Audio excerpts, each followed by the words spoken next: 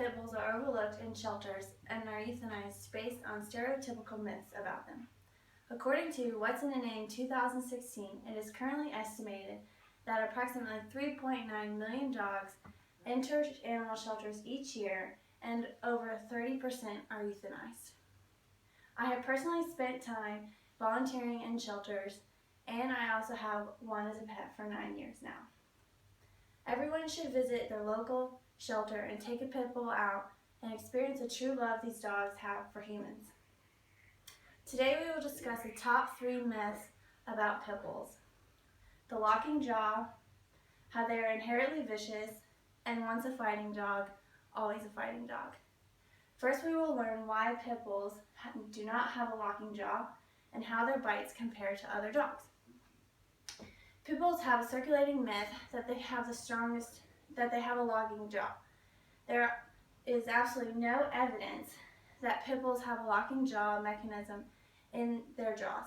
In fact, recent studies have shown that pit bulls came out 8th on the list of the strongest dog bite force. PSI is a unit that is used to represent pressure or stress on a certain point, pounds per square inch. According to this graph, you have PSI from 150 to 750, and then the dog breeds. Kangal dogs came in at the top, number 1, for 745 PSI. Dobermans, 600 PSI. English Mastiffs, 556 PSI. Rottweilers, 325. African Wild Dog, 317. An American Bulldog, 305. German Shepherds, 238. An American Pit Bull, number 8 on the list, for 235. And then the 10th is a Malinois. So as you can see, pit bulls do not have the strongest bite. Now knowing that pit bulls anatomically cannot have a locking jaw, we can debunk the myth about them being inherently vicious.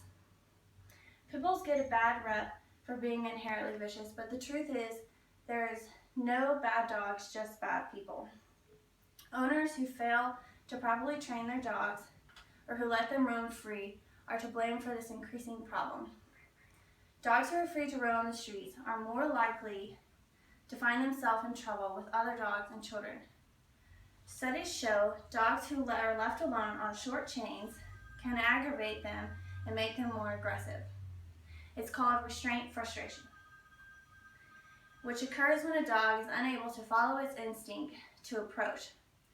Dogs are not made to live alone. They need a social companionship, says This Is Pet Abuse, 2012. Bad owners can cause any dog breed to become aggressive, and any dog who is left alone on a chain with no food or shelter will eventually die and break away in search of food, and same goes for dogs who are taught to fight. Another unfortunate myth about pit bulls is once a fighting dog, always a fighting dog. Michael Vick was once known for his fame in football and is now known as a dog fighter.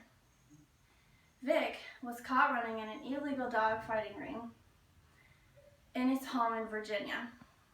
Vick had up to 50 dogs who he was training to fight, and also dogs that he used as bait dogs. These dogs were just succumbing to horrible living conditions, terrible abuse, and even torturous deaths. When these dogs were seized, a few of them were able to be saved, and one of those dogs was named Johnny. Johnny, one of Vick's former fighting dogs, is breaking the myth of once a fighter, always a fighter. According to Pit Bull Ambassadors 2009, Johnny, now a certified therapy dog, is just one example of a former Vick's dog making positive contributions to their communities.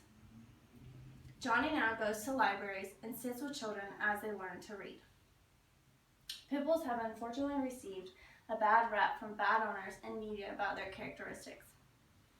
They have had terrible myths passed around of locking jaws, born to be vicious, and once a fighter, always a fighter.